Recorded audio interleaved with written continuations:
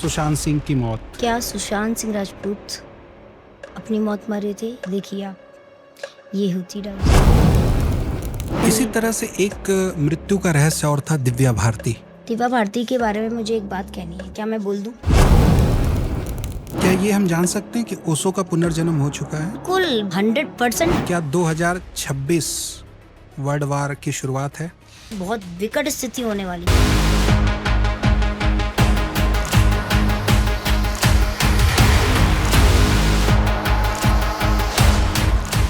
कम से कम एक बार राष्ट्रपति शासन लागू हो तो राजनीतिक किसी दल का पतन होगा पूरी तरीके से। आने वाले समय में क्या कोई नया राष्ट्रीय नेता भी उभर सकता है? इस समय पे राजनीतिक सुनामी आएगी, चेंजेस आएंगे हमारे पूरे कॉन्स्टिट्यूशन में, सब चीज़ों में। एक आध दो बैंकों का विलय तो मुझे दिख ही रहा है। ये होगा, ट्रांजैक्शंस होंगे, वो लोग सोने और चांदी में करेंगे। आने वाले समय में गोल्ड, रियल एस्टेट या फिर स्टॉक मार्केट, तीनों में क्या बेटर आपको दिख रहा है? आगे जाके बूम पे जा रहे हैं। क्या ट्रम्प एलियन के संपर्क में है? बिल्कुल। क्या आने वाले दशक में आर्टिफिशियल इंटेलिजेंस का लेवल बिल्कुल अलग हो जाएगा? तो इंसान और रोबोट्स में फर्क नहीं कर पाएंगे, ये देखिए कारण। अगले एक दशक में कोई विशेष महापुरुष हम लोगों के सामने आने वाला है? किनका नाम लूं मैं आप?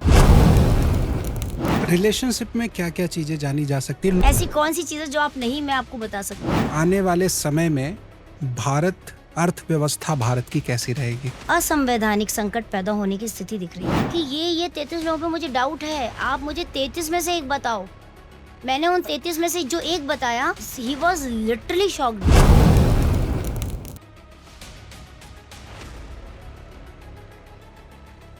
घटनाओं के कारण और निवारण जानने के लिए ज्योतिष में कई विधा मौजूद है, पर टैरो अक्सर त्वरित चीजें दिखा करके लोगों को चौंका जाया करता है।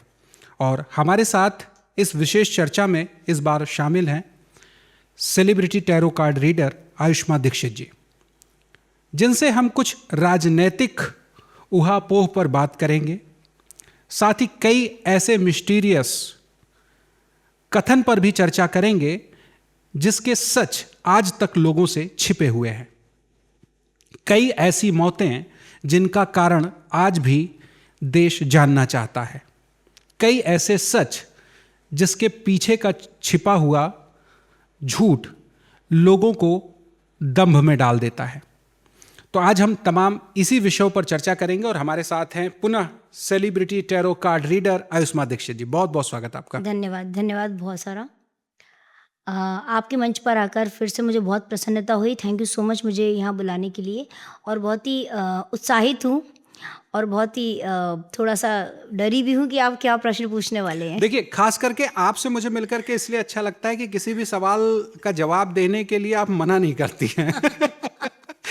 आप थोड़ी सहमति जरूर है, लेकिन आप बहुत निर्भीकता से सारे सवालों के जवाब देती हैं और यही चीज़ है जो हमारे दर्शकों को भाती भी है।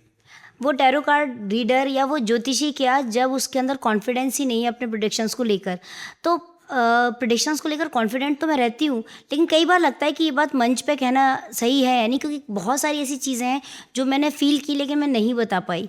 अब आपके मंच पे आके मुझे ऐसा लगने लग गया है कि कुछ चीज़ें हैं जो आप पूछते हैं, मुझे लगता है जायज़ भी है बताना। जी, तो बिल्कुल पूछिए, आप जो भी आज आप पूछेंगे। देखिए, सबसे पहले निश्चित तौर पर हमारे कई ऐसे दर्शक होंगे जिन्होंने आपको देखा होगा। जी जी। लेकिन फिर भी कुछ ऐसे लोग होंगे जो आपको पहली बार देख रहे होंगे। जी जी। तो मैं चाहूंगा 2 मिनट आप थोड़ा सा अपने बारे में बता दें और टैरो कार्ड क्या क्या चीज़ें प्रिडिक्ट करते हैं, कैसे करते हैं और आप कैसे इस क्षेत्र में आई और आगे आपकी सफ़र कैसे चल रहा है।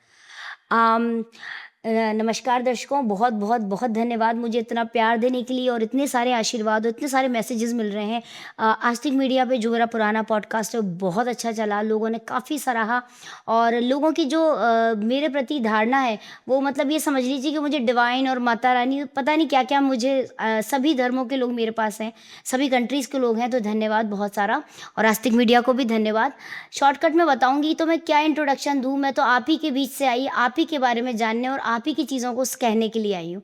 मेरा नाम आयुष्मा दीक्षित है।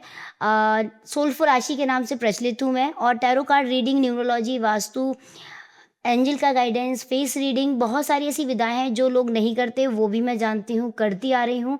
और बहुत लो की में रह के मैंने काम किया, लेकिन प्रसन्नता इस बात की है कि जिन मंचों पे मुझे पसंद किया जा रहा है वो कोई नॉर्मल मंच नहीं है, क्योंकि कई सारे ऐसे सम्मेलन या उसमें जो कह सकते हैं आप कॉन्फ्रेंसेस हैं जहाँ पर मुझे रिकॉग्नाइज़ किया जा रहा है।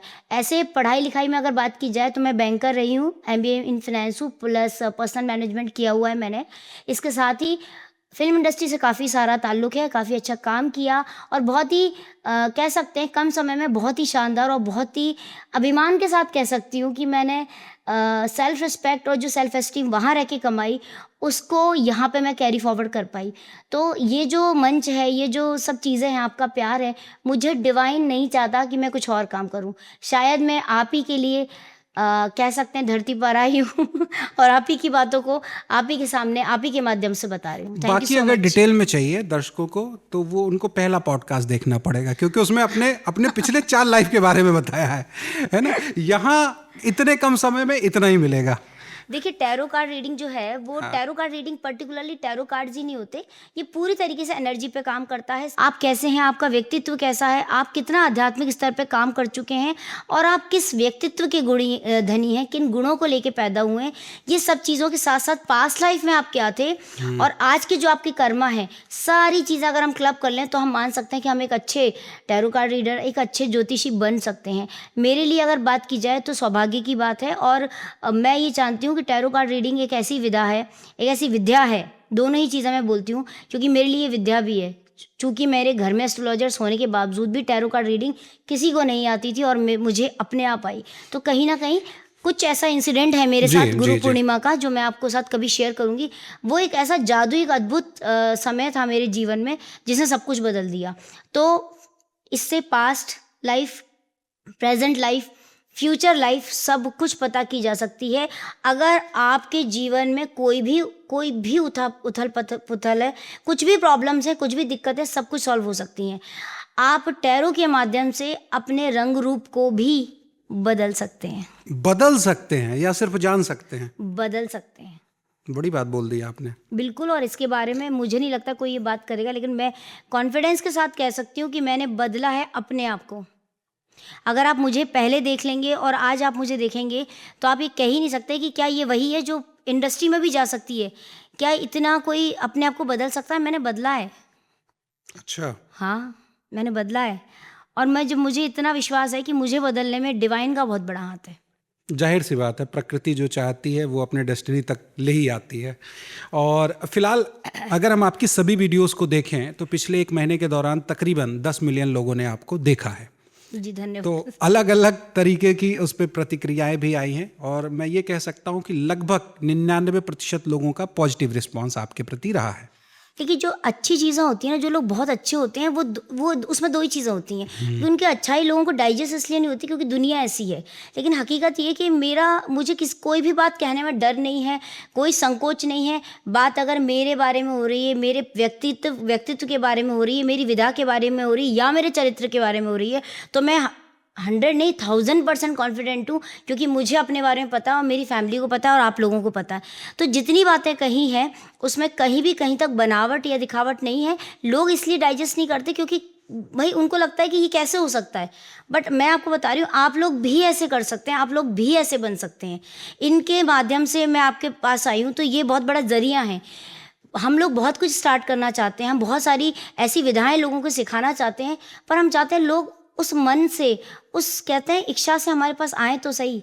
हम तो जी। बैठे ही हैं सिखाने के लिए। बहुत इच्छा है कि आप लोगों के जीवन में बदलाव आए और तो वो आयुष्मान जी, सकारात्मक। जैसे करीब 10 मिलियन लोगों ने देखा, उसमें सैकड़ों की संख्या में लोगों ने आपसे काउंसलिंग भी ली होगी, आपसे रीडिंग करवाने भी आए होंगे। उसमें सबसे ज़्यादा चौंकाने वाला क्या रहा और किस किस तरह के लोगों के सवाल अमूमन रहते हैं? एक्चुअली थर्ड पार्टी सिचुएशन बहुत ज़्यादा है। मतलब आप ये समझ लीजिए कि एक्स्ट्रा मैरिटल अफेयर्स इतने भरमार है ना कि लोग मेरे पास आके, अगर आपके माध्यम से भी लोग आए हैं, आपने देखा भी होगा कि लोग आने के 10 मिनट तो रोते हैं मेरे पास। मैं उनको सिर्फ ये समझाने की कोशिश करती हूँ कि आज आप रो लीजिए, आज के बाद आपको नहीं रो रहा है, क्योंकि आप मेरे पास नहीं आए, आप अपने ही किसी डिवाइन के माध्यम से आए हैं।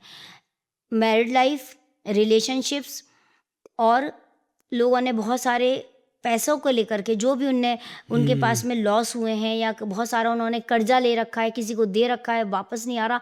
और सबसे बड़ी चीज़ पता है क्या है, हेल्थ और इन सबसे ज़्यादा ऊपर चीज़ें जो आ रही हैं ना, वो मुझे ये आ रही है कि लोगों को अपने ऊपर ही भरोसा नहीं है, खुद पर ही हर किसी को डाउट है। सेल्फ डाउट और सेल्फ लव, दोनों चीज़ों के लिए मुझे एक्स्ट्रा सेशन लेना पड़ रहा है।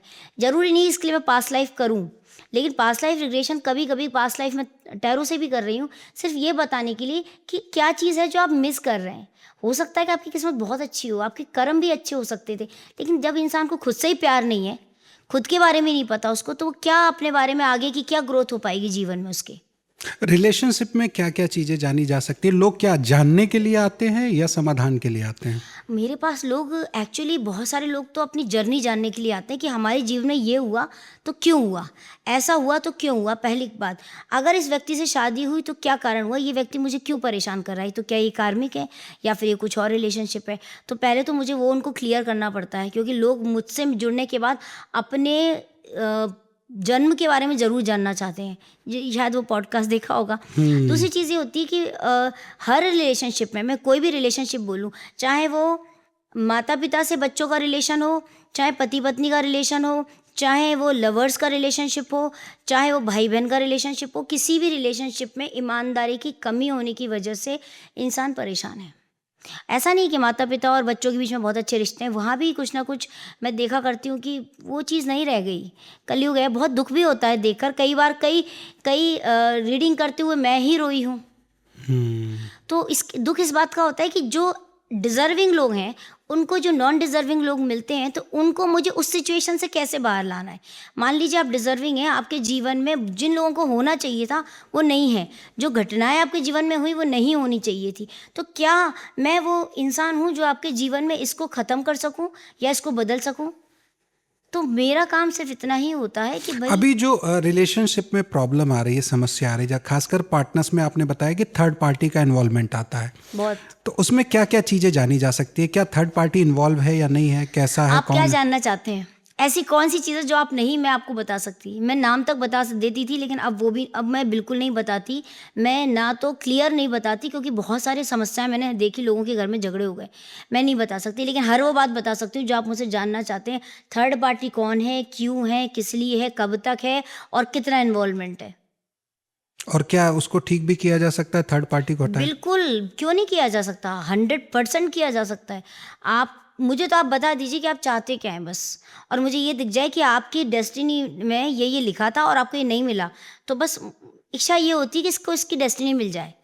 क्यों अननेसेसरली कर्मा चक्र में, कर्म बंधन में फंसा हुआ है सामने वाला। इसको मेरे पास तो आप सोचिए कि एक लेटेस्ट केस है, मैं बहुत ही ताज्जुब में आ गई, नाम नहीं ले सकती।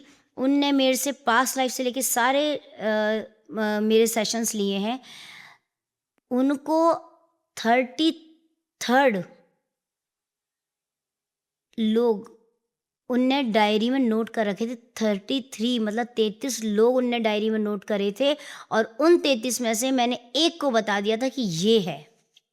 और वो मैंने बोला आप 33 लिख के कैसे आए हैं? बोले मैडम मैं इतने ज्योतिषियों के पास गया हूँ, उनने मुझे सबका इतने सारे नाम बता दिए, मैं तो आपके पास फाइनली अब आया हूँ क्योंकि आप मुझे अब दिखाई दिए। मतलब 33 लोगों की लिस्ट थी? डायरी में नाम था कि ये 33 लोगों पे मुझे डाउट है, आप मुझे 33 में से एक बताओ। मैंने उन 33 में से जो एक बताया, हाँ। वो आके बोल नहीं सकते, नहीं तो वो ही वॉज लिटरली शॉक्ड, क्योंकि जो एक बंदा था वो ऐसा इंसान था जिसको वो कभी सपने में भी नहीं सोच सकते थे, और किसी एक सिंगल ज्योतिषी ने ये नहीं बताया कि ये इंसान है। और मैंने उनको ये तक बता दिया था कि आपके जीवन में बहुत सारी अंदरूनी बातें हैं जो मैं यहाँ नहीं बता सकती, पर मैंने उनको बोला था और वो रोने लग गए, क्योंकि वो पता है 33 लोगों की लिस्ट जो थी, मैं देख के हंसने भी लगी। मैंने कहा आपने 33 लोग लिख रखे हैं, मतलब तो हाइट हो गई, आपको 33 लोगों पर डाउट है? अरे बोले मैडम लोग 33 इतने लोग बता चुके हैं कि मैं जिन जिन का नाम लेता हूँ वो बोलते हैं हाँ ये है ये है। अब तो आप मुझे लास्ट में, मैं आपके पास आया हूँ, मुझे तो बता दो आप कि इन 33 में से कौन है, एक बताना। मैंने उनको 3 बार एक ही नाम लिया और मैंने कहा इस हुलिये का इंसान है। नाम नहीं बता सकती थी, मैंने कहा ये रिलेशनशिप है, यहाँ तक आपकी इन्वॉल्वमेंट है और ये आगे होने वाला है, आप अब यहाँ पे इस हद तक आपको अलर्ट होना, और ये रेमेडीज़ हैं जो आप फॉलो करो। और नहीं करोगे तो 7वें दिन आपको मैं मैसेज कर दूंगी कि आप नहीं कर रहे हो, तो आपके जीवन में कुछ गड़बड़ हो तो मेरे पास मत आना। और आपकी रही जो आपकी कंसल्टेशन फी है वो मैं आपको अभी वापस कर देती हूँ, चलना मेरे रास्ते से होगा। तो he was literally very shocked and he was started crying. He was saying कि अब वो मुझे थोड़ा सा गुरु माँ वगैरह भी तो कहने मतलब लगे, रिलेशनशिप तो की मुझे सारी डिटेलिंग, सारी डिटेल में हमारा लाइफ पार्टनर कौन होगा, सब कुछ सारी लाइफ चीज़ें, पार्टनर का भी अगर कुछ है तो वो डिटेलिंग भी सारी चीजें ली जा सकती। सब चीज़ें आती हैं। बस मैं नाम बताना नहीं पसंद करती और ना ही मैं क्लियर, क्योंकि मुझे फिलहाल उतनी चीजें जानना सही होती है। मुझे लगता है कि कई लोगों में क्या है, बहुत डीप जाने लगते हैं, तो ठीक है, सही नहीं होता। हाँ उसका वो कारण सही ये नहीं होता, होता। देखो एक और कॉन्सेप्ट बताती हूँ, हमको क्यों नहीं जानना कि कौन है। उसका कारण ये कि ऑलरेडी हम उस सामने वाला उस प्रॉब्लम से घिरा हुआ है, ठीक है। अब अगर उस इंसान का मैंने नाम बता दिया तो जो एनर्जीज वहाँ नहीं जानी चाहिए वो भी जा रही हैं, तो वो तो पॉजिटिव हो रहा है, हम और नेगेटिव होते चले जा रहे हैं। हम अपनी एनर्जीज क्यों डालें वहाँ, जो इंसान हमको चाहिए नहीं जीवन में,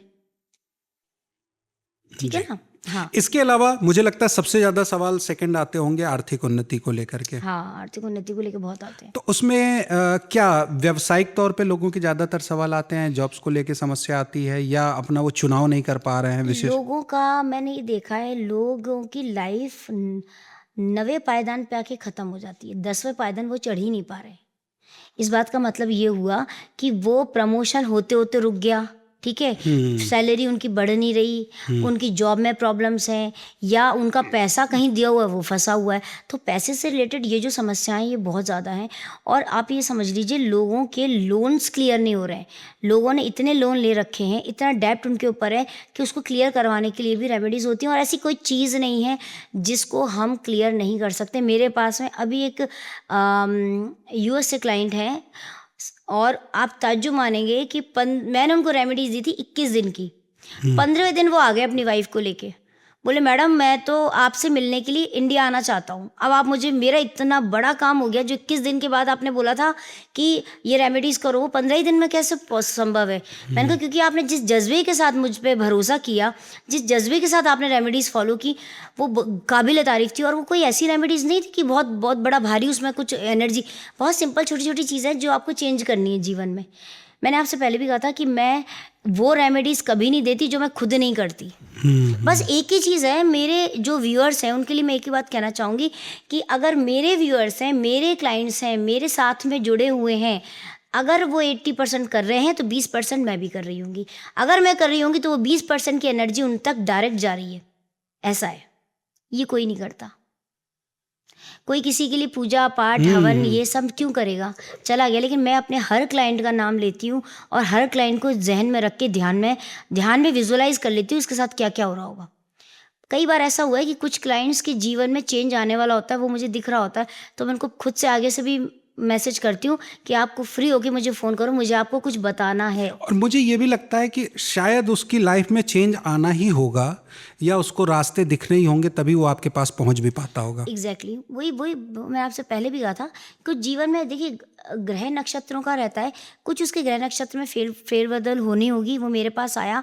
और हो सकता है कि क्या होता है ना, ईश्वर ही परीक्षा लेते हैं। जब आपका बुरा समय चलता है ना, तो वो आपकी परीक्षा का समय होता है। वो ये देखते हैं कितना पेशेंस है, तो आप दर दर जा रहे होते हो, तब ईश्वर ये चाहता है कि आप चेक करो कि आपको पता होना चाहिए ये इंसान मेरे लिए सही है। कई बार ऐसा भी हुआ कि लोगों का बहुत बुरा समय, पहली बार में ही वो मेरे पास आ गए। कई लोग ऐसे भी जिनने कहा मैडम हम किसी टैरो रीडर को नहीं मानते, किसी ज्योतिषी को नहीं मानते, आपको देखा हम आ गए, हमें भरोसा आप जो करोगे अच्छा करोगे। आपने बहुत सारे टैरो कार्ड ले रखे हैं, कुछ तो आपने छिपा भी रखा है अपने पिटारे में। फिलहाल उसके बारे में मैं नहीं पूछूंगा क्योंकि आपने पहले ही मना कर दिया था। लेकिन फिर भी ये जो अलग अलग टैरो है, इनका आप कब कब उपयोग करती हैं, ताकि मैं जान पाऊं और हमारे दर्शक भी समझ पाएं कि किन किन परिस्थितियों के सवाल लिए जा सकते हैं। देखिए, हायाना के जवाब के लिए तो मुझे बहुत विशेष जरूरत नहीं पड़ती, मैं इसी से हायाना का जवाब बता देती हूँ। ये क्या है? पास और भी चीज़ें हैं। ये पेंडुलम अच्छा, है, एक पेंडुलम क्रिस्टल है, ठीक है। इससे यस या नो का आप जवाब दे सकते हैं, तो ठीक आप है। डाउजर है, इससे आप यस या नो का जवाब जान सकते हैं। मेरे खुद के हैंड रिटन कुछ कार्ड्स हैं जो बरसों पुराने हैं, बहुत पहले मैंने बनाए थे, वो मैं शो नहीं करती। वो मेरे लिए ये समझ लीजिए कि सब कुछ है। ये जो कार्ड्स हैं ये सब किसी ना किसी संत महात्मा गुरु के द्वारा गिफ्टेड है। इनका इस्तेमाल समय समय पर होता है। जब मुझे जानना होता है कि पास्ट लाइफ में क्या चल रहा है या सोल का क्या पर्पज़ है। अधिकतर लोग मुझसे सोल पर्पज़ पूछने भी आते हैं कि मैम हमारा सोल पर्पज़ क्या है। मुझे लगता है हमारी उस वीडियोस के बाद तो ज्यादातर लोग हाँ, पास्ट लाइफ ही बस पूछते पास्ट हैं। लाइफ। बस आपका जो ये जो मैंने पॉडकास्ट किया था वीडियो, उसके बाद लोग सोल पर्पज़ में काफ़ी इंटरेस्टेड थे। और ये आप मान के चलिए, ये हमारे लिए ब्लेसिंग है कि लोग अपने बारे में ये जानना चाहते हैं कि मैं इस धरती पर क्यों आया हूँ या क्यों आई हूँ। ये चीज़ अपने आप में छोटी मोटा क्वेश्चन बड़ी नहीं है। बात है। अगर कोई पूछ रहा है ना तो मान के चलना इसकी पूरा का पूरा जो कह सकते हैं ना क्रेडिट आपको जाता है। जी जी। तो ये हो गया आपका पास्ट लाइफ और सोल का। सेकंड, ये एंजल्स के मैं मैसेजेस कन्वे करती हूँ डायरेक्ट, एक लाइन में मुझे बताने होते हैं, वो है ये करंट के जो चैनल्ड मैसेजेस हैं उनके लिए है। ये मेरे लिए सब कुछ है, इसमें सारे ही आंसर्स आ जाते हैं जो भी पूछना XYZ।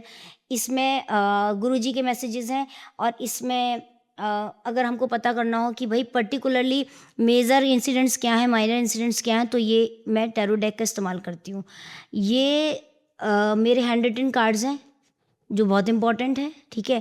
अब ये जो सारे हैं ये सब मैं क्लब करती हूँ। मैं न्यूरोलॉजी वास्तु भी क्लब करती हूँ। मैं लोशो ग्रिड से लेकर जन्म कुंडली से लेकर हर चीज़ करती हूँ, क्योंकि यहाँ अभी मैं सब लेके नहीं बैठी हूँ लैपटॉप वगैरह, लेकिन सब चीज़ें क्लब करके तो बहुत ही एक्यूरेट प्रेडिक्शन आता है और वो बहुत लंबा भी जाता है। अच्छा इसमें एक बात बताइए कि कोई व्यक्ति अगर हमारे पास नहीं है, जिस सपोज दैट कोई नोन फेस है, कोई सेलिब्रिटी है, कोई पॉलिटिशियंस है, उसके बारे में भी कॉमन सवाल उनकी अनुपस्थिति में भी लिया जा सकता है। हाँ, बिल्कुल लिया जा सकता है। आपकी एनर्जी कनेक्ट रहेगी क्वेश्चन पूछते समय उनसे, तो बिल्कुल लिया जा सकता है। मतलब वो भी अगर कुछ जानना है हाँ हाँ, बिल्कुल। तो फिलहाल मैं ये दर्शकों से ही चाहूँगा कि दर्शक कमेंट करें। अगली बार जो भी वो सेलिब्रिटीज़ का सवाल होगा, जो भी पॉलिटिक्स का सवाल होगा, ताकि वो स्वयं कनेक्ट कर पाएँ और उस सवाल को लेने का हम प्रयास करेंगे। फिलहाल इस बार के लिए हम कुछ मिस्टीरियस सवालों को ले लेते हैं। कई ऐसी मौतें हुई हैं जो मिस्टीरियस हैं और मुझे लगता है उसका सच सामने आना चाहिए। सबसे पहला नाम तो जैसे सबसे पहले ज़्यादातर कमेंट्स में रहता है, सुशांत सिंह की मौत काफ़ी असहज हुई थी और उसका सच आज तक नहीं पता चला। तो ये देख के क्या जाना जा सकता है कि उनकी मौत का कारण जो अभी हमें दिखा हैंगिंग वो था, या उसमें कुछ लोग इन्वॉल्व भी थे? हम लोग अपनी एनर्जी कनेक्ट करते हैं। क्या सुशांत सिंह राजपूत अपनी मौत मरे थे या अननेचुरल डेथ थी? This is unnatural death. Answer आ रहा है यस। देखिए आप, ये होती डाउजिंग। मतलब ये कि उनकी अननेचुरल डेथ हुई थी, वो अपनी मौत नहीं मरे थे, ठीक है। उसमें अब इसके बारे में कई बातें हो चुकी हैं और अपन इसके बारे में ज़्यादा क्या बताएं, बस ये एक कि चीज़ और देख लेते हैं। मैं उनके बारे में बताती हूँ। एक मिनट, आप पूछ रहे हैं तो मुझे बोलने दीजिएगा। Thank you so much, thank you so much गुरु जी।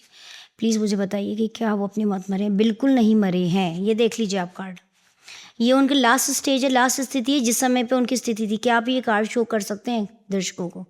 बिल्कुल बिल्कुल। इस कार्ड में देखिए कि उनको उनकी आप स्थिति देख सकते हैं। ये पहला बंधा कार्ड हुआ। देखिए और दूसरे कार्ड में देखिए वो कितने बंधे हुए हैं, कितने परेशान हैं। इस कार्ड से आप समझ लो मैं क्या कहना चाह रही हूँ। आपको सब कुछ समझ में आ रहा है। ये आप ये छोड़ दो कि इसमें क्या लिखा है, सिर्फ आप ये पढ़ देखो। कई हाथों से घिरे हुए। दशा चल रही थी उनके ऊपर, ठीक है, राहु की और गुरु की। राहु की दशा जबरदस्त थी और इस दशा में उनके बुद्ध जो कह सकते हैं ना, उनकी बुद्धि पर पूरी तरीके से ब्लैंक थे। वो बुद्धि बंध चुकी थी। कुछ ना कुछ उनके ऊपर ब्लैक मैजिक जैसा भी था, जो कि टाइम बिंग था, कुछ समय के लिए था। अगर वो समय निकल जाता तो ये आज जीवित होते हमारे बीच में। वो समय नहीं निकल पाया, उस समय पर वो काम कर गई चीज़ें और ये बहुत परेशान थे आखिरी मोमेंट पे। इनके पास कोई नहीं था। ये अपनी चीज़ें लोगों तक पहुंचाना चाहते थे, पहले भी बताना चाहते थे। और इस कार्ड से मैं कुछ नहीं बोलूँगी, बस आप इस कार्ड का मतलब समझ लो। इसमें हाथ कहाँ है और कहाँ कहाँ पर क्या है, तो मैं ज़्यादा क्लियर कुछ है, नहीं बोलना इमेज चाहूँगी। ही क्लियर है अपने आप में। एग्जैक्टली, इससे ज़्यादा क्या प्रेडिक्शन दूँ, बट इसी तरह से एक मृत्यु का रहस्य और था, दिव्या भारती। उफ, वैसे मैं ऐसे प्रेडिक्शंस देती नहीं हूँ, मैंने आज तक नहीं दी। मुझे बहुत लोग बोल चुके हैं, मैंने नहीं बताया, क्योंकि मुझे ये थोड़ा सा मेरे सिद्धांतों के खिलाफ है। पर ठीक है, अगर इससे आप जानना ही चाहते हैं। दिव्या भारती के बारे में मुझे एक बात कहनी है, क्या मैं बोल दूँ? बोल दीजिए। मुझे नहीं पता मैं ये बात क्यों कह रही हूँ, इस पॉडकास्ट में ही आ रही। दिव्या भारती जब मरी थी तो क्या वो प्रेग्नेंट थी, या उनने हाल ही कंसीव किया था, ऐसा कुछ कभी सुनने में आया? इस कार्ड में यही कुछ दिखा रहा है कि वो प्रेगनेंसी चाह रही थी, या कुछ उनकी लाइफ में प्रेगनेंसी से रिलेवेंट था कुछ। और दिव्या भारती की भी नेचुरल डेथ नहीं है, लेकिन उसमें कुछ गलती दिव्या भारती जी की खुद भी थी, खुद भी उनकी गलती थी जो नॉर्मल नहीं था। लेकिन इनका तो पुनर्जन्म हो चुका है। दिव्या, अच्छा, हाँ, पुनर्जन्म इनका हो चुका है। ये अभी इनका पुनर्जन्म हो चुका है।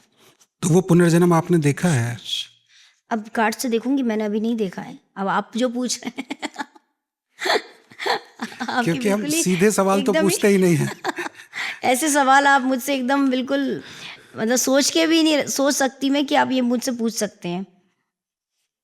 हाँ, अभी तो हारमोनी में है, जहाँ कहीं भी उन है उनका काफ़ी अच्छा बर्थ हुआ है। अभी वो करीबन 10 साल के अराउंड उनकी एज होगी। ओके। हाँ, और जो चीज़ें उन्होंने पिछले जन्म में छोड़ दी, वो इसको पूरा करने के लिए वापस आई हैं, ठीक है? कुछ उनके काम थे जो अधूरे थे, हालाँकि वो उनकी सोल का पर्पस पूरा होना था, नहीं हो पाया, क्योंकि उसमें उनकी खुद के भी कुछ कर्मास थे। ऐसा नहीं होता कि हम किसी और को ही ब्लेम करें, उनके खुद के भी कर्मा इसमें दिख रहे हैं। जो चीज़ें उनको लेट गो करनी थी पिछले जन्म में, उन्होंने नहीं की, इस जन्म में वो लेट गो करने के लिए आई हैं वो चीज़ें, और वो ही कर्मा के चलते उनका पुनर्जन्म हो चुका है। इससे ज़्यादा मैं बिल्कुल। एक मौत का रहस्य है राजीव दीक्षित जी, जो कि आयुर्वेद में काफ़ी उनका योगदान है।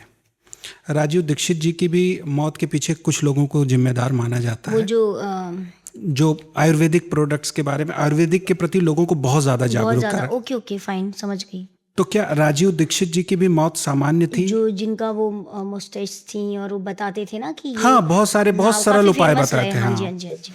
उनकी मृत्यु के बाद उनके वीडियोस काफ़ी वायरल हुए। ओ माय गॉड, कुछ कार्ड्स और मैं लेना चाहूंगी इसमें से, ठीक है? चलिए, ये कार्ड्स नहीं लूंगी मैं। चलिए अभी देखते हैं। इनकी तो इनकी डेथ प्लान्ड थी। इनको ये भी मतलब इनकी अंडरस्टैंडिंग बहुत अच्छी थी, ये लोगों पे बहुत भरोसा कर गए।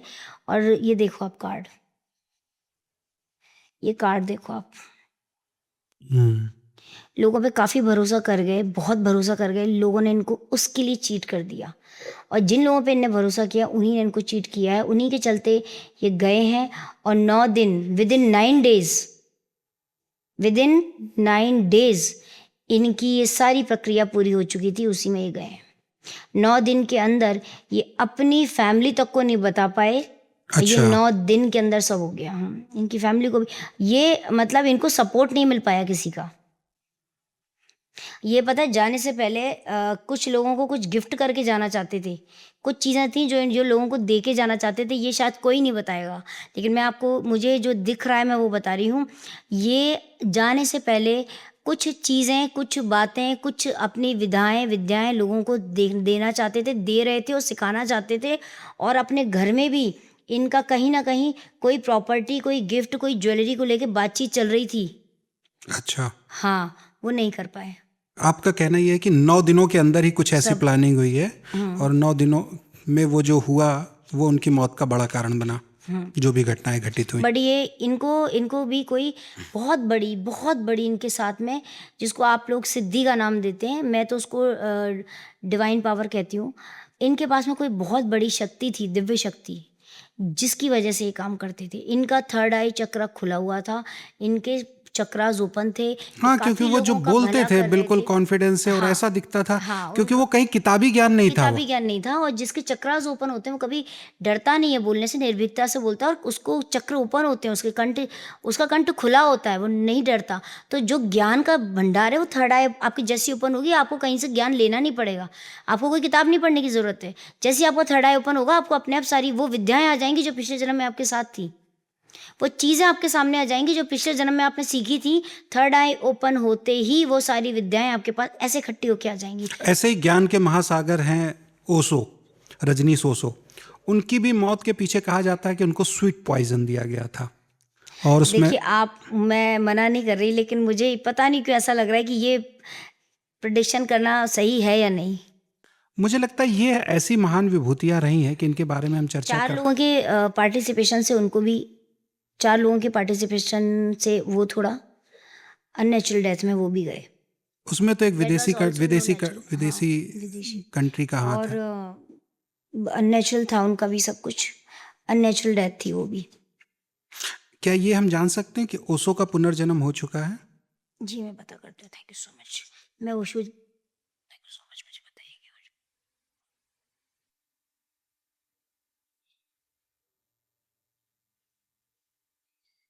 ओशो का पुनर्जन्म हो के वापस उनकी एक बार उनने जन्म लिया, वापस चले गए वो। एक बार जन्म लेके वापस जा चुके हैं। मतलब जैसे होता है ना, कोई बच्चा पैदा हुआ 4 महीने 4 दिन में चला गया, ऐसे वापस गए हैं वो, ठीक है। अब उनका पुनर्जन्म कब है या हो चुका है ये मैं बताती हूँ, ये तो मुझे जाने का आया है। थैंक यू सो मच, मुझे बताइए।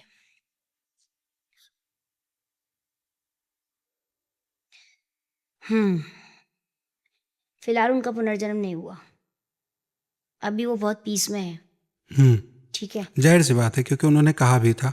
वो पीस में है, फिलहाल उनका पुनर्जन्म नहीं हुआ। क्योंकि महापुरुष तो लेकिन अपना जन्म स्वयं चुनते हैं। हाँ, उनका भी पुनर्जन्म नहीं हुआ, बहुत पीस में है।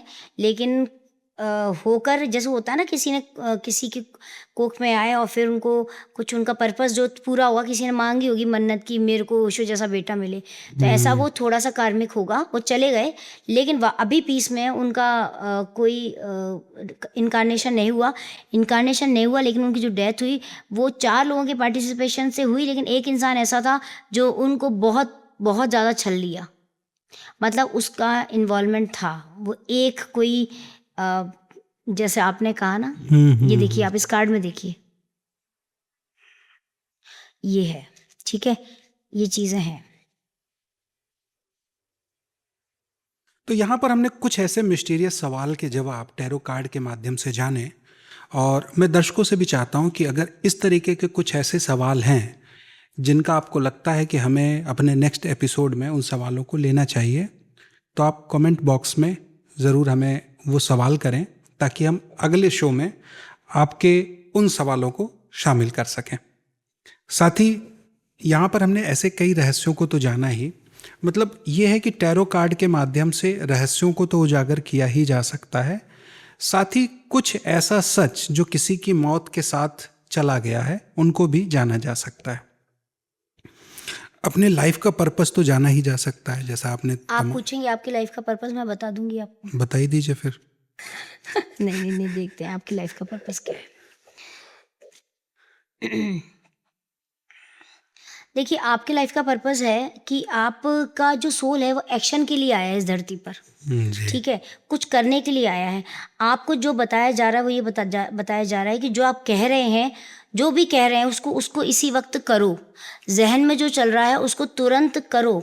ये जो समय है वो सोल चैट का है, जैसे आपकी सोल मुझसे चैट कर रही है। अगर आप ऐसे देखोगे तो हम 2 इंसान बात कर रहे हैं, लेकिन हकीकत में हम 2 आत्माएं बात कर रही हैं, क्योंकि ये जो आत्माएं पुरानी हैं। तो आपकी सोल बहुत पुरानी है। आपकी सोल जो है अपने कहते हैं ना, पसंदीदा सोल्स को सिलेक्ट करने आई है, उनसे बातचीत करने आई है, और उनके साथ मिलके एक कोई पर्टिकुलर आपका जो एम है इस जन्म का, इस धरती पे आने का, उसको पूरा करने के लिए आई है। अब वो एम क्या है? वो एम यही है कि लोगों में जागरूकता फैलाना। जागरूकता, क्या सही है, what if it is not true, and what else might be possible. This is the sole purpose for your life. Are you getting my point? I hope you get. I just want you कि you are a person who need to celebrate yourself. Yes. You are a very wise person. आप इस चीज़ को ऐसे समझिए कि आप कोई normal इंसान नहीं है, कोई नॉर्मल आत्मा नहीं है। आपको जानने वाले, पहचानने वाले कुछ ही सोल्स होंगी जो आपको अंदर तक झांक पाई होंगी। बिल्कुल। जो सोल पर्पस है वो ये कहता है कि आप अपने आप को सेलिब्रेट करना स्टार्ट कीजिए, आप से स्पेशल हैं, अपने आप से प्यार करना स्टार्ट कीजिए। और जो आपकी आत्मा का सच है वो ये है कि आप ऐसी आत्माओं को ढूंढेंगे। जैसे ये आपका जो काम है ये जरिया ही तो है। आप क्या कर रहे हैं? आप इंसानों को नहीं ढूंढ रहे हैं, आप उन व्यक्तित्व को पहचान रहे हैं, क्योंकि आप मेरे से क्यों पॉडकास्ट के लिए मिले, यही ना कि आप कुछ अलग जी ऑरा रखती जी हैं जी या आपके पास में कुछ अलग विधा है, इसलिए आप मेरे पास आए। तो ये आपकी सोल ने पहचाना है, आपने तो नहीं पहचाना।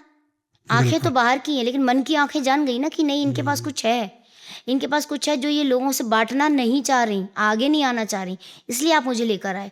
तो मेरा मतलब ये है कि आपकी सोल को ये पता है कि क्या सही है, तो जो सही है, देखो आप, ये कार्ड है आपका, आप इस मैसेज से समझो, yes, what if. It's not true. अगर ये सच आप नहीं लाओगे तो क्या होगा, आप वापस पुनर्जन्म लोगे, वापस आओगे। तो आपको क्या करना है, आपको इस समय जो ज़रूरत है वो ये है कि हर उस सोल के पास पहुंचना, उसका सच जानना और वो सच लोगों तक फैलाना है। लास्ट लाइन पढ़ो। What lie do I. To reach any अच्छा सोल्स माइंड्स। ओके। ठीक है, तो क्या मतलब हुआ आज का। और दूसरा, आपकी सोल काम करने के लिए पैदा हुई है कि ये एक्शन में लेकर आओ। आज ठान लिया कि आज, जैसे आज आपने, मुझे याद है, प्रिडिक्शन करवाया शायद, है ना, और वो सच हो बिल्कुल गया क्विक आपका। हो गया, हाँ। वो क्या, क्रिकेट मैच का प्रिडिक्शन मुझसे ही करवाया था वो सच हुआ, जबकि मैं करना नहीं चाहती, बट आपने पूछा करवाओ। अगर ये नहीं आप करवाते, मैं नहीं करती, तो क्या ये सच बाहर आता, नहीं लोगों आता। को पता चलता? नहीं पता चलता। यही आपकी सोल का ये पता है पर्पस मेरे साथ होता भी है कि मेरा नेचर बड़ा पजेसिव सा है। मैं बहुत कम लोगों से जुड़ाव महसूस कर पाता हूँ। इसकी वजह से कई लोग मुझे प्राउडी भी समझते हैं हाँ। कि हाँ घमंडी है। नहीं नहीं नहीं, बिल्कुल नहीं है आप। मैं मतलब अप्रिशिएट करूँगी इस चीज़ को कि इतने सारे लोग मुझे भी मतलब बहुत दिन से अप्रोच कर रहे हैं। मैं दिखाऊंगी मैसेजेस। जी। मुझे ये लगता है कि क्यों मुझे पॉडकास्ट करना है, मुझे मेरे काम से पहचाना जाएगा पॉडकास्ट क्या है, ये सब सोचती रही। लेकिन जब आपसे बात हुई तो मुझे लगा कि नहीं, कुछ ना कुछ चीज़ें आप में ऐसी थी जो बहुत डिवाइन मुझे लगी मुझे। और पता है क्या होता है, डिवाइन तब होती है, जैसे कुछ लोग क्या करते हैं, आपको मैं ऐसे बोलना तो नहीं चाहिए, ओपनली बोल रही हूँ कि भाई हमारे यहाँ पे आप इंटरव्यू देने आइए या पॉडकास्ट कीजिए, इसका इतना चार्जेस है वो भी आप दीजिए, प्लस हमारे यहाँ आने का ये वो। तो मुझे क्या लगता है पता है कि ये क्यों करना है। मुझे कोई फ्री ऑफ कॉस्ट बुलाए तो भी मैं ना जाऊँ, मैं नहीं जाती, मुझे नहीं जाना। आपने मुझे कहा आप आइए, आपने सारे एक्सपेंसेस बियर किए, ये मैं खुले मंच पे बोल रही हूँ, एक्सपेंसेस बियर किए, मुझसे बजाय कुछ लेने के आपने मुझे उल्टा दिया, अच्छी जगह रुकाया, अच्छी जगह ठहराया, हॉस्पिटैलिटी बहुत अच्छी थी, सम्मान में कोई कमी नहीं थी। आप बहुत अच्छे मुझे व्यक्तित्व के मतलब इंसान लगे, और इतने कायदे से आपने हर चीज़ का मेरा ध्यान रखा। और पॉडकास्ट में भी जब बात हुई तो आपने मुझे बहुत, तो मुझे ये जो आपका चीज़ें थी मुझे किसी में नहीं दिखी कि कोई भी पॉडकास्ट लेने वाला इस तरीके से इस प्रोसीजर को फॉलो कर रहा होगा। और उसमें मेरा क्या था, मुझे तो दुनिया वैसे भी नहीं जान रही थी, अगर नहीं जानती, बट आप ये चाहते थे ना कि मैं आऊँ, तो आपने जी। बियर किए ना मेरे एक्सपेंसेस कि नहीं आप आएंगे, आपको यहाँ और यहाँ ठहराया जाएगा, ये व्यवस्था होगी, खाने पीने का ऐसा ध्यान रखा जाएगा, और मैडम के सम्मान में कोई कमी नहीं होनी चाहिए। ये चीज़ बहुत अच्छी है आपकी, और ये आपको बहुत आगे लेके जाएगी। जी। अब मेरे पास आगे के लिए सवाल ही नहीं रह गया क्योंकि आपने इतनी तारीफ कर दी। फिलहाल आगे हम इसको कंटिन्यू करेंगे क्योंकि देखिए, ये तो व्यक्तिगत तौर पे मैं आपसे पिछले पॉडकास्ट में भी पूछ चुका हूँ और मैं जान चुका हूँ कि ठीक है, आप सभी चीज़ों को, सारी परतों को आप खोल सकते हो, लेकिन ईश्वर की कृपा है कि अभी तक जो भी चीज़ें आई हैं, लकली वो सारी चीज़ें अच्छी ही आई हैं मेरे बारे में। हाँ। तो गलत आएंगी भी नहीं। हाँ, तो ऐसा है, लेकिन अब तो नहीं आएंगी, कम से कम देख लो आप। अब आपको नहीं, गाइडेंस में आपको कोई फेमिनाइन एनर्जी दिख रही है? बिल्कुल बिल्कुल, वो आप ही हैं। 3 महीने से आपके साथ कनेक्ट में है, 3 महीने हो गए, जी जी जी। तो सवाल ही नहीं पैदा होता। अब तो कुछ भी गलत हो ही नहीं सकता, सीधे आपके पास माता रानी की ऊर्जा है, इनडायरेक्टली या डायरेक्टली। पूछें और पूछें। प्लस हम अभी जो करंटली में स्थिति चल रही है देश की, और इस पर हम एक सवाल ले लेते हैं कि क्या आने वाले समय में भारत, अर्थव्यवस्था भारत की कैसी रहेगी? भारत ने ना अपने पास्ट से, ठीक है, पास्ट में जो गलतियां की हैं, अगले 5 महीनों में वो काफ़ी कुछ रेक्टिफाई करेंगी। कुछ ऐसी गलतियां हुई हैं पास्ट में, हमारे जो कह सकते हैं, जो भी हमारा सरकार है या जो भी है, कुछ गलतियां कुछ गलतियां हुई हैं जो आने वाले 5 महीनों में मुझे और दूर होती हुई दिख रही हैं। जो आगे आने वाला 5 साल है वो बहुत ही क्रूशियल रहने वाला है। ये शायद मैंने पहले भी ये बात कही है, जी। ये वापस आ रही है, ये चीज़ रिपीट हो रही है कि 5 सालों में पास्ट में की गई गलतियों से सीख कर भारत बहुत बड़ी उपलब्धि को प्राप्त होगा। विश्व के पटल पे भारत का नाम काफ़ी रोशन होगा। और अगर वैश्विक स्तर पर देखा जाए तो मैंने आपको शायद ये बताया था कि नेतृत्व का हस्तांतरण होगा। जी। सितंबर से अक्टूबर 2026 में भारत का जो शीर्ष नेतृत्व है उसमें सत्ता के या केंद्र में ऐसा हो सकता है कि पद का ना तो त्याग होगा और ना ही पद पर रहेंगे। मतलब कोई, आपको मैंने बताया था 2-3 नाम जो आपने पूछे, वो हो सकते हैं। और इसके साथ ही साथ कहीं ना कहीं कुछ असंवैधानिक संकट पैदा होने की स्थिति दिख रही है। अच्छा। हाँ, जिसमें एक या 2 बार, कम से कम 1 बार राष्ट्रपति शासन लागू होगा आने वाले समय में। ये क्या आने वाले 3 से 5 साल में देखने को मिल सकता ये है? आने वाले मुझे 2 साल के अंदर ही दिख रहा है। राष्ट्रपति शासन ज़रूर से लागू होगा। और प्राकृतिक, अगर अब देखा जाए तो राजनीतिक किसी दल का पतन होगा पूरी तरीके से, और उसका कारण होगा उस दल के पतन का नया गठबंधन। अब मैं किसी भी पार्टी का पर्टिकुलरली यहाँ नाम नहीं लेना चाहूँगी, नहीं कहना चाहूँगी कि ये ही पार्टी होगी कि दूसरी पार्टी होगी। तो क्या आने वाले दौर में नया गठबंधन उभर सकता है? जी, किसी पर्टिकुलर पार्टी का, दल का विमोचन होगा, पतन होगा, और उसके साथ एक नई पार्टी सामने आएगी, ये मेरा कहना है। अब तो आने वाले समय में क्या कोई नया राष्ट्रीय नेता भी उभर सकता है? बिल्कुल, मैंने आपसे अभी पिछले उसमें भी कहा है कि उभर सकता है। और इसके बीच में और भी कई चीज़ें हैं हमारे देश में। अगर उथल पुथल भी देखी जाए तो प्राकृतिक, जो कह सकते हैं ना कि जो अभी शांति जितनी थोड़ी बहुत चल रही है ना, ये कुछ ना कुछ मुझे प्राकृतिक विभीषिका भी दिख रही है। कंफर्ट जोन से बाहर आएंगी चीज़ें। जल और पृथ्वी का कुछ ऐसा आप समझ सकते हैं तांडव होगा। अब ये कैसा होगा, जैसे मान लीजिए कि अगस्त 2026 में कुछ मुझे ऐसा दिख रहा है कि नदियाँ बिहार की या असम की साइड की अपना जो है, कह सकते हैं कि रास्ता बदलेंगी। कुछ इस तरीके से होंगी चीज़ें कि मतलब आप कह सकते हैं कि कुछ गांव, इन नदियों की वजह से कुछ गांव स्थायी रूप से हट जाएंगे, नक्शे से गायब हो जाएंगे। अच्छा। हाँ, ये नक्शे से ही गायब होने वाले हैं, ठीक है। और इसमें एक और चीज़ कहूँगी कि इसके बाद एक मैंने आपको डिजिटल ब्लैकआउट का भी बताया था कि डिजिटल ब्लैकआउट, जिसको आप कह सकते हैं कि साइबर अटैक या इसको सोलर मतलब सौर तूफान भी कह सकते हैं एक तरीके से। ऐसा समय आने वाला है, आप ये कह सकते हैं कि यही मई और जुलाई, या तो मई 2026 या जुलाई 2026, ठीक है, ये इस टाइम का होगा। और इस तरीके का होगा कि इसमें इंटरनेट का जो ग्रिड है वो पूरी तरीके से ठप हो जाएगा, पूरी तरीके से। तो जो बैंकिंग प्रणाली है, जो यूपीआई और ये सब ट्रांजैक्शंस हैं, ये अफेक्ट 100% होंगे। और आरबीआई बहुत उहा में आ जाएगा, समझ में नहीं आएगा क्या करना है। ऐसे समय में मैंने आपको बोला था कि सोना और चांदी मई 2026 या जुलाई 2026 से शुरू होगा, कभी भी हो सकता है।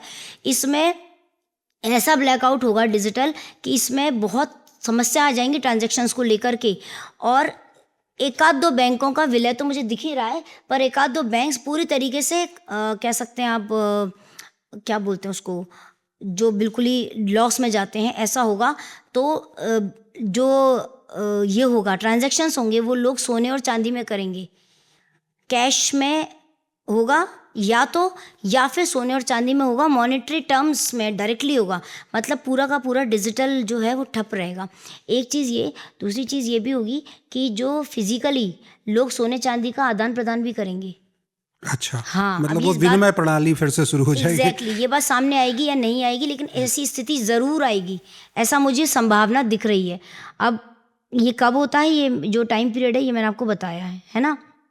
अच्छा, एक चीज़ और है कि अगर मैं अपने निवेशकों के लिए भी कहना चाहूँगी, कभी भी निवेश करो आप तो हमेशा ये चीज़ को नोटिस करो कि क्योंकि आने वाला जो अगस्त से अक्टूबर 2026 है, ये जो टाइम है, इस समय पे आप जो राजनीतिक सुनामी आएगी, इस समय पे राजनीतिक सुनामी आएगी, चेंजेस आएंगे हमारे पूरे कॉन्स्टिट्यूशन में, सब चीज़ों में।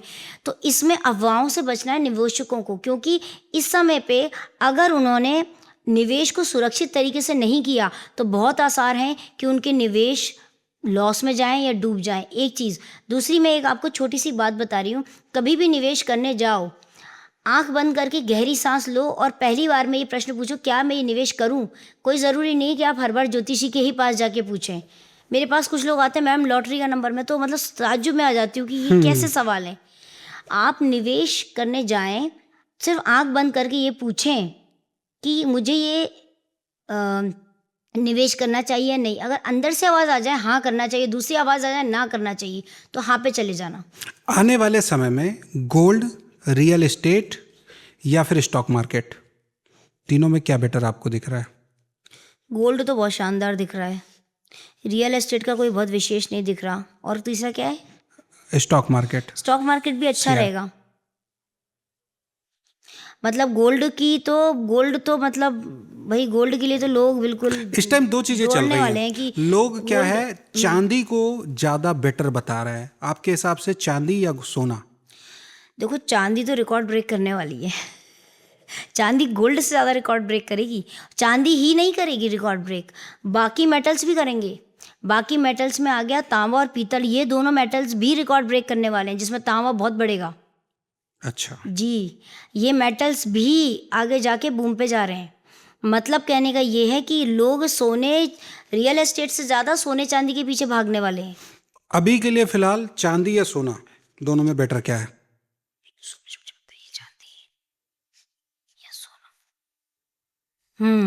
देखिए सोना तो बढ़ रहा है ग्रेजुअली, धीरे धीरे धीरे। चांदी एकदम से बढ़ेगी। चांदी तो 8 महीनों के बाद आप देखेंगे चांदी तो बिल्कुल आसमान छू रही होगी। चांदी की कीमतें, मैं कीमत पर्टिकुलरली बताना ज़रूरी नहीं समझती, लेकिन सोना तो बढ़ ही रहा है, धीरे धीरे बढ़ेगा, पर चांदी ज़्यादा रफ्तार से बढ़ रही है। सोने का ये कि सोना आने वाले अभी अभी जो टाइम चल रहा है, इसमें एक बार सोना डाउन होगा, एक बार सोना डाउन होगा, फिर वापस उठेगा। लेकिन चांदी तो मतलब बढ़ ही रही है। चांदी की तो स्थिति इस समय ये है कि अगर आप चांदी आज ले लेंगे ना तो भी बहुत अच्छी सिचुएशन में है, क्योंकि आगे जाके चांदी बहुत बढ़ने वाली है। क्योंकि चांदी एक बार 4 टच करके वापस आ चुका है, 4 लाख चांदी वापस बढ़ेगी, चांदी बढ़ने वाली है। और आप ये सोचना, सोने के भी भाव बहुत बढ़ेंगे, सोना भी बढ़ेगा। तो लोग सोने चांदी के लिए कहते हैं ना कि बस जिसके पास सोना चांदी है उसका जीवन भी सोना चांदी है। जी जी जी जी। आने वाले समय में आपकी चीज़ों को मुझे लगता है एंजल्स प्रभावित करते हैं, लेकिन मानव जीवन को अब एआई और एलियंस प्रभावित करने लगे हैं।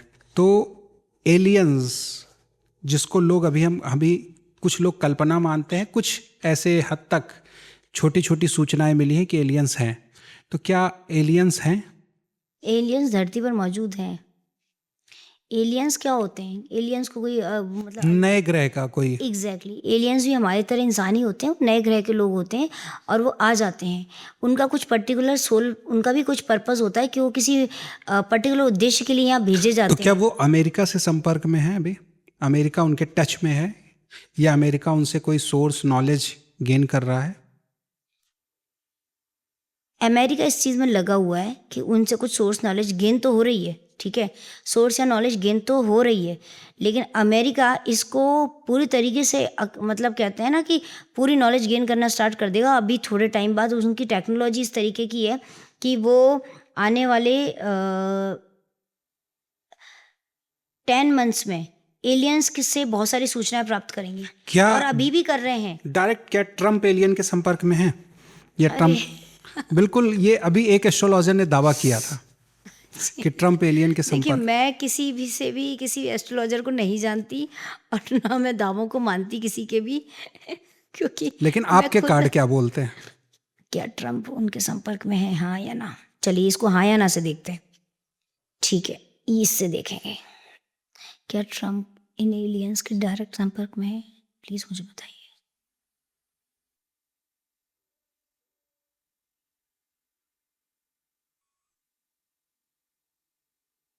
जी। और क्या एलन मस्क भी एलियन के संपर्क में है?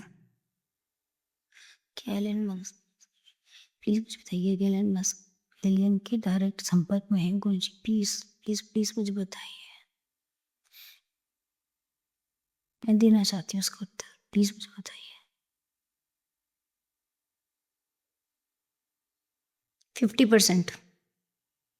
है। 50%। क्या आने वाले दशक में आर्टिफिशियल इंटेलिजेंस का लेवल बिल्कुल अलग हो जाएगा?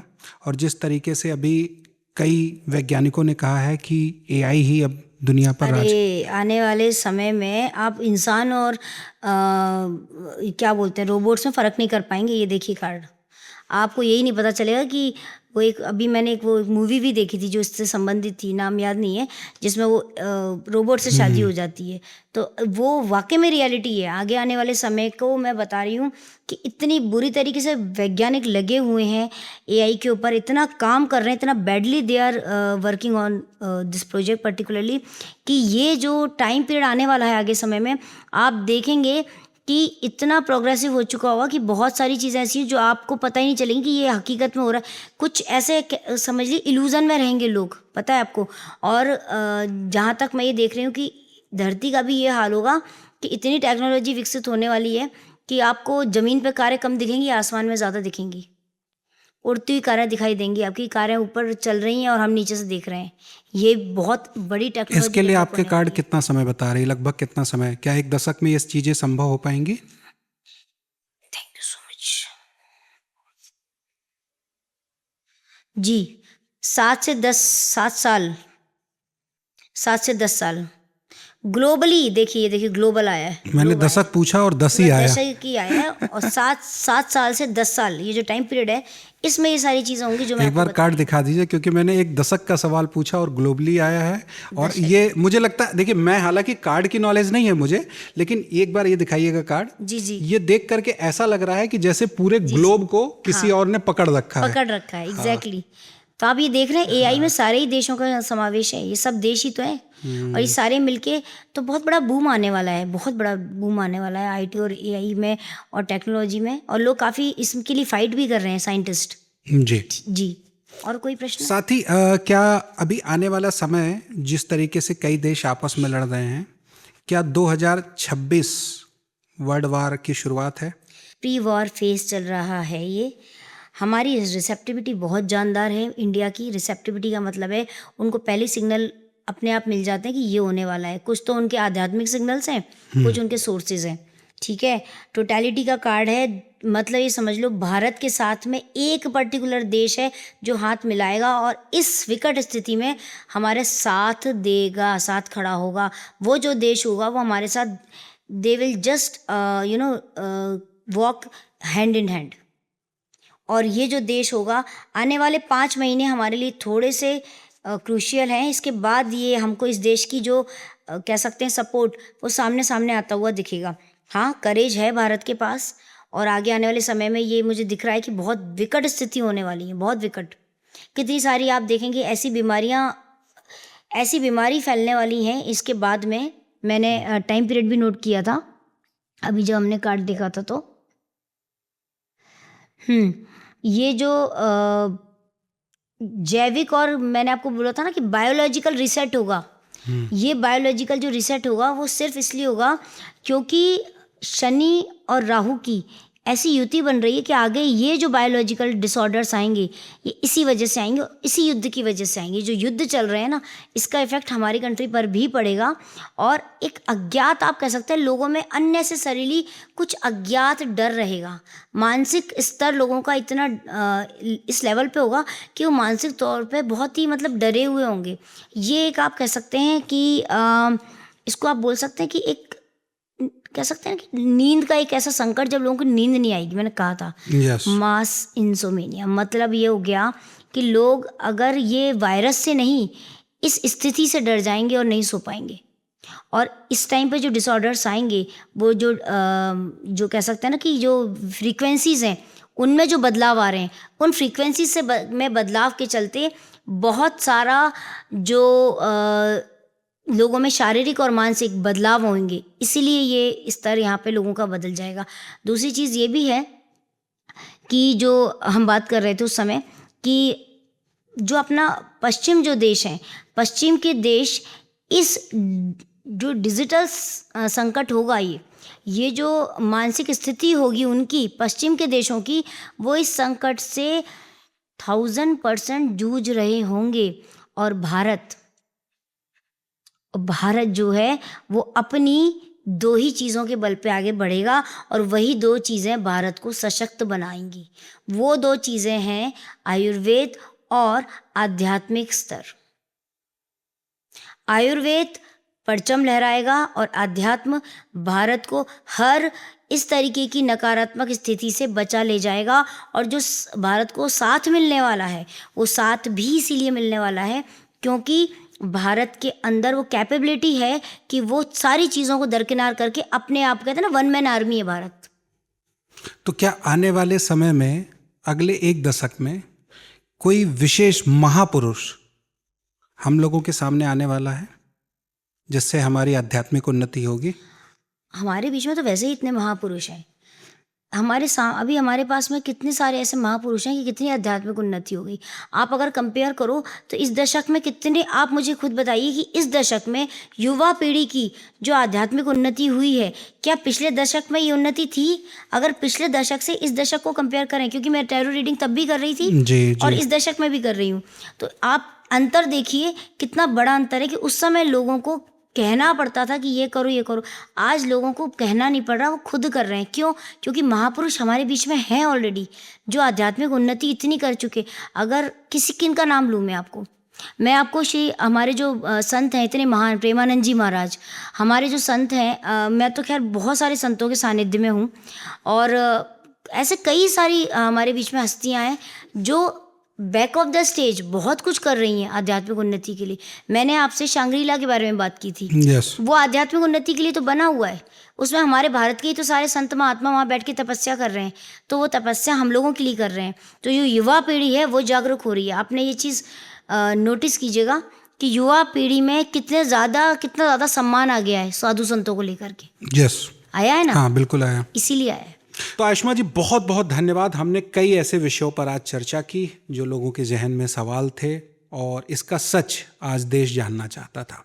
जी, बहुत सारे ऐसे सवाल थे जो कह सकते हैं कि आप लीक से हटकर आपने पूछे और मुझे अच्छा लगा। आपके प्रश्न पूछने का जो तरीका है, बहुत ही सरल तरीके से बड़े कठिन प्रश्नों को आप पूछते हैं। तो धन्यवाद आपका, मुझे इतने अच्छे मतलब कह सकते हैं आपके यहाँ पे इतना अच्छा मंच दिया गया, मुझे इतनी बातें रखी गई और इन बातों से अगर लोगों के जीवन में परिवर्तन आता है तो ये बहुत खुशकिस्मती होगी आपकी भी और हमारी भी। कुछ भी ऐसी समस्या है, दिक्कत है, तो मैं चाहूँगी कि लोग आपसे, आपके ज़रिए मुझ तक आते हैं और हम दोनों अगर उनका माध्यम बनते हैं उनके जीवन में परिवर्तन आने का, तो इस ब्लेसिंग से बड़ा कुछ नहीं है जीवन में। अगर कुछ अर्जित करना है तो मैं अपने सारे व्यूअर्स को यही कहना चाहूँगी कि हर समस्या का समाधान सिर्फ और सिर्फ ब्लेसिंग्स हैं और ब्लेसिंग्स सिर्फ और सिर्फ अच्छे कर्म से आती हैं। जैसे ही आपके कर्म अच्छे होंगे, आपके विचार अच्छे होंगे, आपको ब्लेसिंग्स मिलने लगेंगी। हर उस जगह से ब्लेसिंग्स मिलेंगी जिस जगह से आपने सोचा भी नहीं होगा। जैसे ही ब्लेसिंग्स मिलेंगी आपको जीवन में किसी भी प्रकार की संकट का, परेशानी का, तकलीफ का सामना नहीं करना पड़ेगा। और आप सबसे अपील करूंगी कि आप इनका पॉडकास्ट ज़रूर देखा कीजिए, कुछ ना कुछ सीखने को आप लोगों को मिलता रहेगा। चलिए, बहुत बहुत धन्यवाद, क्योंकि आप भी कठिन प्रश्नों को बहुत ही सरल तरीके से और साहस के साथ जवाब देती हैं, इसलिए हमारे दर्शक आपको बहुत लाइक करते हैं। Thank you so much, thank you so much. तो अगली कड़ी में फिर ऐसे ही मुलाकात होगी एक नए विषय के साथ और मैं चाहूँगा कि हमारे दर्शक हमारे साथ हर कार्यक्रम में सहभागी बने।